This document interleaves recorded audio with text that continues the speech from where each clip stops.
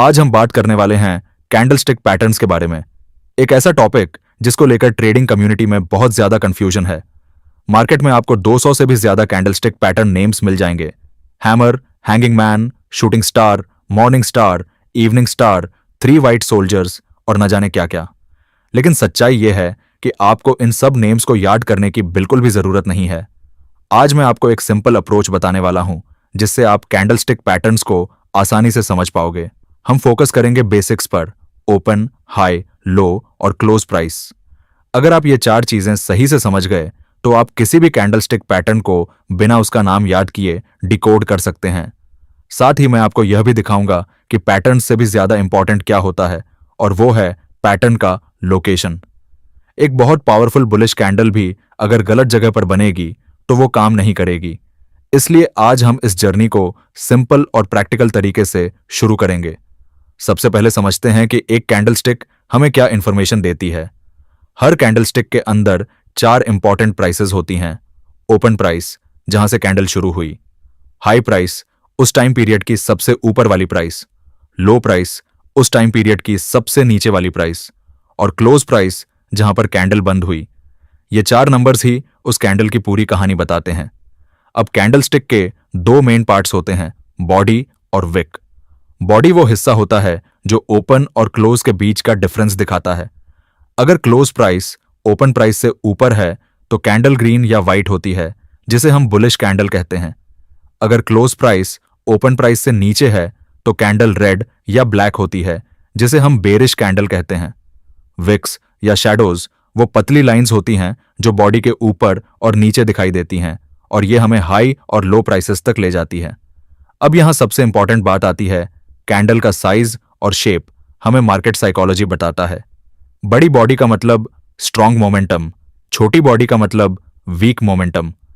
लंबी अपर विक का मतलब ऊपर जाकर प्राइस को रिजेक्शन मिला, और लंबी लोअर विक का मतलब नीचे जाकर प्राइस को रिजेक्शन मिला और वापस ऊपर आया।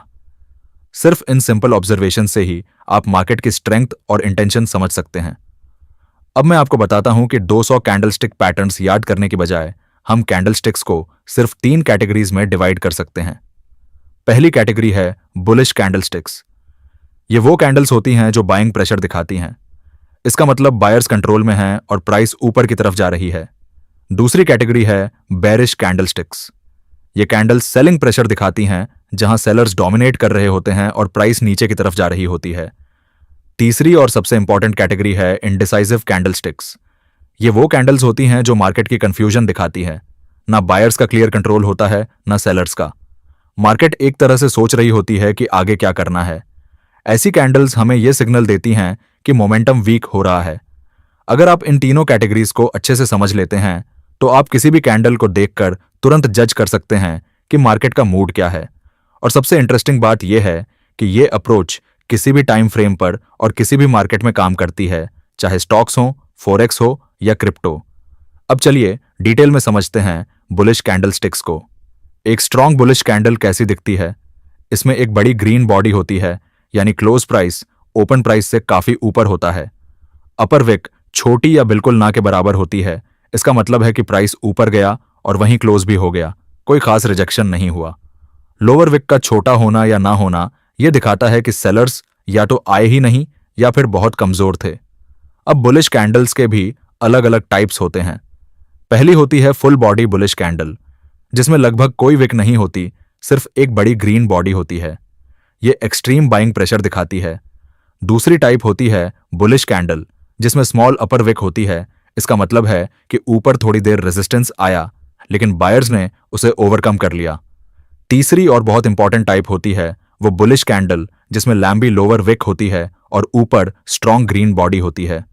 बहुत से लोग इसे हैमर कहते हैं, लेकिन नाम से ज्यादा जरूरी है इसका मतलब समझना। जब आप ऐसी बुलिश कैंडल देखते हैं जिसमें लोअर विक लंबी होती है, तो वो कैंडल आपको ये कहानी बता रही होती है, कैंडल ओपन हुई, सेलर्स ने प्राइस को नीचे ढकेला, लेकिन उसके बाद बायर्स ने इतनी स्ट्रॉन्ग एंट्री मारी कि प्राइस को वापस ऊपर ले गए और कैंडल ग्रीन में क्लोज करवा दी। ये बायर्स की जीत की कहानी होती है। इसीलिए ऐसी कैंडल रिवर्सल के टाइम पर बहुत पावरफुल मानी जाती है। लेकिन यहां एक बहुत इंपॉर्टेंट बात समझना जरूरी है। सिर्फ बुलिश कैंडल दिखने का मतलब यह नहीं कि आप ब्लाइंडली बाय कर लें। लोकेशन सबसे इंपॉर्टेंट होती है। अगर बुलिश कैंडल सपोर्ट लेवल पर बन रही है तो उसकी पावर ज्यादा होती है। अगर वही कैंडल रेजिस्टेंस के पास बन रही है तो हो सकता है आगे बायर्स को प्रॉब्लम आए। अगर मार्केट पहले से अप ट्रेंड में है और बुलिश कैंडल बन रही है तो ये ट्रेंड कंटिन्यूएशन का सिग्नल है। और अगर मार्केट डाउन ट्रेंड में है और नीचे किसी स्ट्रांग सपोर्ट पर बुलिश कैंडल बनती है तो ये एक पॉसिबल रिवर्सल सिग्नल हो सकता है। अब एक इंटरेस्टिंग कंसेप्ट है जो कैंडल स्टिक्स को और बेटर समझने में हमारी मदद करता है, डाउ थ्योरी। डाउ थ्योरी कहती है कि ट्रेंड की स्ट्रेंथ आप कैंडल्स के साइज और बिहेवियर से जज कर सकते हो। जब मार्केट स्ट्रांग अप ट्रेंड में होता है तब आपको बड़ी बड़ी बुलिश कैंडल्स दिखती हैं और छोटी छोटी बेरिश कैंडल्स। इसका मतलब बायर्स इतने स्ट्रांग होते हैं कि जब भी सेलिंग आती है वो वीक रहती है। लेकिन जब यह बिहेवियर बदलने लगता है, यानी बुलिश कैंडल्स छोटी होने लगती हैं और बेरिश कैंडल्स बड़ी बनने लगती हैं, तो यह सिग्नल होता है कि ट्रेंड की स्ट्रेंथ कमजोर हो रही है। यह एक तरह का अर्ली वार्निंग सिस्टम है। आपको पहले ही आइडिया मिल जाता है कि शायद ट्रेंड रिवर्स होने वाला है या कम से कम कंसोलिडेशन आने वाली है। एक और इंपॉर्टेंट ऑब्जर्वेशन यह है कि जब लगातार बड़ी बड़ी बुलिश कैंडल्स आती हैं तो मोमेंटम बहुत स्ट्रांग होता है। लेकिन अगर उसके बाद एक छोटी सी बेरिश या इंडिसाइसिव कैंडल बन जाए तो यह दिखाता है कि बायर्स अब थकने लगे हैं, मोमेंटम धीरे धीरे खत्म हो रहा है। यही वो टाइम होता है जब आपको अपनी पोजीशन को प्रोटेक्ट करने के बारे में सोचना चाहिए, जैसे ट्रेलिंग स्टॉप लॉस लगाना। अब आते हैं सबसे क्रिटिकल पॉइंट पर। पैटर्न से ज्यादा इंपॉर्टेंट होता है पैटर्न का लोकेशन। मैं आपको एक एग्जांपल देता हूं। मान लीजिए एक बहुत बड़ी स्ट्रांग बुलिश कैंडल बनी है, पूरी ग्रीन बॉडी, लगभग कोई विक नहीं, बिल्कुल परफेक्ट बुलिश कैंडल। लेकिन अगर यही कैंडल किसी मेजर रेजिस्टेंस लेवल के बिल्कुल पास बन रही है जहां पहले भी कई बार रिजेक्शन हुआ है, तो क्या आप यहां बाय करोगे? शायद नहीं, क्योंकि रेजिस्टेंस पर बायर्स को स्ट्रगल करनी पड़ सकती है। अब उसी बुलिश कैंडल को इमेजिन कीजिए, लेकिन इस बार वो किसी स्ट्रांग सपोर्ट लेवल पर बन रही है जहां से पहले भी प्राइस बाउंस कर चुकी है, जहां बायर्स का स्ट्रांग बेस है। अब वही कैंडल कितनी पावरफुल लगती है। इसी वजह से मैं बार बार कहता हूं कि कॉन्टेक्स्ट और लोकेशन सबसे ज्यादा मैटर करते हैं। कई बार एक एवरेज लुकिंग बुलिश कैंडल भी अगर सही जगह पर बने तो वो बहुत स्ट्रांग सिग्नल दे सकती है। कुछ की लोकेशंस हैं जहां बुलिश कैंडल्स सबसे ज्यादा इफेक्टिव होती हैं। पहला, स्ट्रांग सपोर्ट लेवल्स पर। दूसरा, ब्रेकआउट के समय जब प्राइस किसी रेजिस्टेंस लेवल को तोड़ रही हो। तीसरा, अपट्रेंड में जब प्राइस पुल बैक लेकर किसी इंपॉर्टेंट मूविंग एवरेज या प्रीवियस सपोर्ट लेवल तक आई हो और वहां से बाउंस करे। और चौथा, ओवरसोल्ड जोन्स में जहां प्राइस बहुत नीचे जा चुकी हो और रिवर्सल की एक्सपेक्टेशन बन रही हो। अगर आप इन लोकेशंस पर बुलिश कैंडलस्टिक्स ढूंढना शुरू कर देंगे तो आपकी ट्रेडिंग एक्यूरेसी अपने आप काफी बढ़ जाएगी। बस रैंडमली कहीं भी बुलिश कैंडल देखकर बाय कर लेना एक गलत अप्रोच है। हमेशा खुद से पूछिए, यह कैंडल मार्केट स्ट्रक्चर में कहां बन रही है? सपोर्ट पर है या रेजिस्टेंस पर? ट्रेंड क्या है? और सबसे इंपॉर्टेंट, क्या यह एक लॉजिकल सेटअप है या नहीं? अब बात करते हैं बेरिश कैंडलस्टिक्स की। ये बिल्कुल बुलिश कैंडल्स का ऑपोजिट होती हैं, लेकिन कॉन्सेप्ट वही रहता है। एक स्ट्रांग बेरिश कैंडल में बड़ी रेड बॉडी होती है, मतलब ओपन प्राइस से क्लोज प्राइस काफी नीचे होता है। छोटी या जीरो लोअर विक का मतलब सेलर्स ने प्राइस को नीचे दबाया और वहीं होल्ड कर लिया। छोटी अपर विक दिखाती है कि बाइंग प्रेशर या तो था ही नहीं या बहुत वीक था। बेरिश कैंडल्स के भी अलग अलग टाइप्स होते हैं। पहली, फुल बॉडी बेरिश कैंडल, ये स्ट्रांग सेलिंग प्रेशर दिखाती है, इसमें बायर्स की तरफ से कोई खास एफर्ट नहीं होता। दूसरी, bearish candle with small lower wick, इसका मतलब थोड़ी बाइंग आई थी लेकिन सेलर्स ने बायर्स को पूरी तरह ओवरपावर कर दिया। तीसरी और बहुत इंपॉर्टेंट टाइप है लंबी अपर विक वाली बेरिश कैंडल, जिसे लोग लोकेशन के हिसाब से शूटिंग स्टार या हैंगिंग मैन कहते हैं। लेकिन नामों में मत उलझिए, असली चीज समझिए कि मार्केट में हो क्या रहा है। लंबी अपर विक वाली बेरिश कैंडल का मतलब होता है कि कैंडल ओपन हुई, बायर्स ने प्राइस को ऊपर पुश किया, लेकिन सेलर्स ने इतना स्ट्रांग प्रेशर डाला कि प्राइस वापस नीचे आ गई और रेड में क्लोज हुई। यह साफ दिखाता है कि सेलर्स का कंट्रोल ज्यादा है। अगर ऐसी कैंडल किसी रेजिस्टेंस लेवल पर बने तो यह एक बहुत पावरफुल रिवर्सल सिग्नल बन जाती है। बुलिश कैंडल्स की तरह ही बेरिश कैंडल्स भी पूरी तरह लोकेशन डिपेंडेंट होती हैं।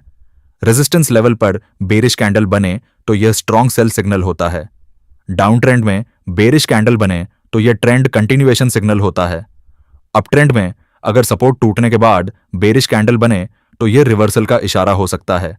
और अगर सपोर्ट लेवल पर बेरिश कैंडल दिखे तो सतर्क हो जाइए, सपोर्ट टूट सकता है। कुछ की लोकेशंस हैं जहां बेरिश कैंडल्स ज्यादा इफेक्टिव होती हैं। पहला, स्ट्रॉन्ग रेजिस्टेंस लेवल्स पर जहां सेलर्स पहले से एक्टिव रहते हैं। दूसरा, ब्रेकडाउन के टाइम जब सपोर्ट लेवल टूट रहा होता है। तीसरा, डाउन ट्रेंड में पुलबैक के बाद जब प्राइस वापस रेजिस्टेंस या मूविंग एवरेज तक आती है। और चौथा, ओवरबॉट जोन में जहां प्राइस बहुत ज्यादा ऊपर जा चुकी होती है। एक बहुत इंपॉर्टेंट बात हमेशा याद रखिए, जब भी आप बियरिश कैंडल देखें तो उससे पहले की कैंडल्स को जरूर देखें। अगर पहले लगातार छोटी छोटी बुलिश कैंडल्स बन रही थीं और अचानक एक बड़ी बेरिश कैंडल आई जिसने उन सबको एंगल्फ कर लिया, तो यह बहुत स्ट्रांग सिग्नल होता है कि कंट्रोल बायर से निकलकर सेलर्स के पास चला गया है। अब आते हैं तीसरी कैटेगरी पर जो काफी अंडररेटेड है, इनडिसाइसिव कैंडलस्टिक्स। ये वो कैंडल्स होती हैं जो मार्केट में कंफ्यूजन दिखाती हैं। न बायर्स का साफ कंट्रोल होता है, न सेलर्स का। इन कैंडल्स की बॉडी बहुत छोटी होती है, मतलब ओपन और क्लोज लगभग एक ही लेवल पर होते हैं, लेकिन विक्स दोनों तरफ लंबी हो सकती है। सबसे कॉमन इनडिसाइसिव कैंडल है डोजी।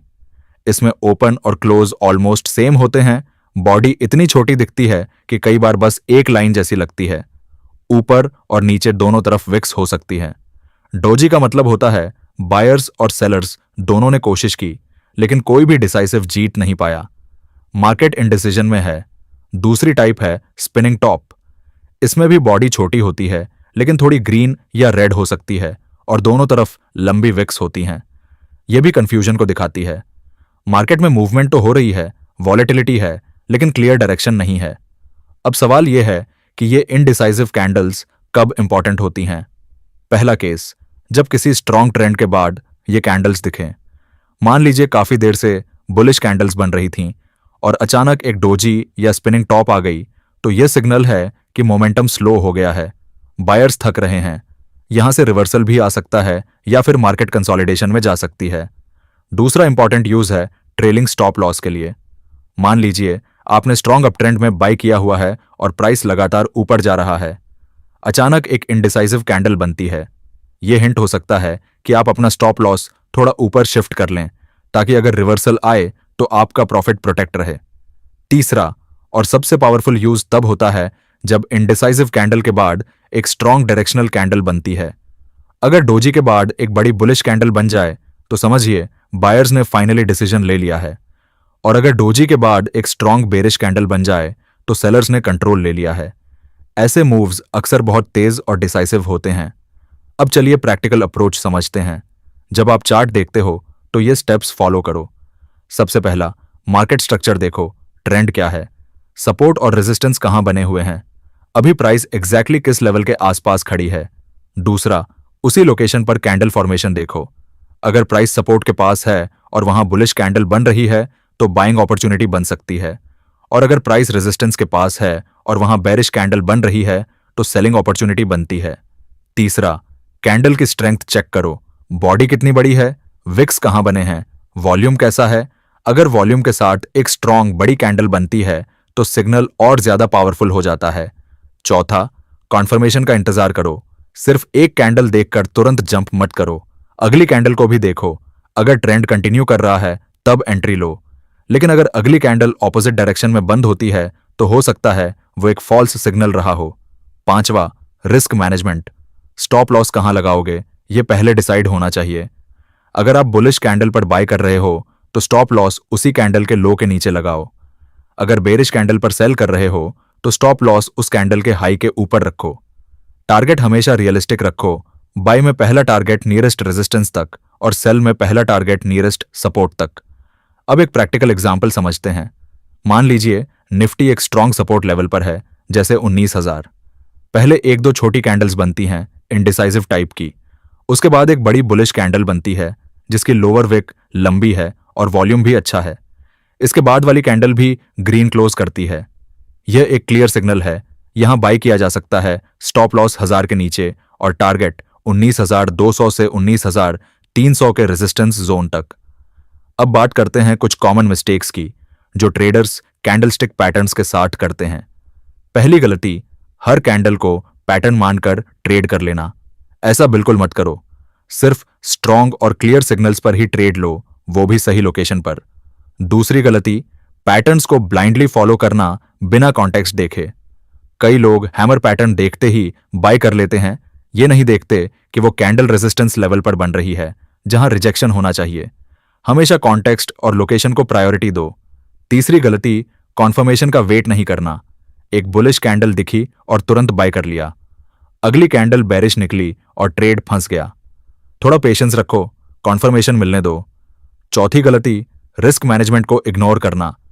कैंडलस्टिक पैटर्न दिखते ही एंट्री ले ली, लेकिन स्टॉप लॉस नहीं लगाया या बहुत दूर लगा दिया।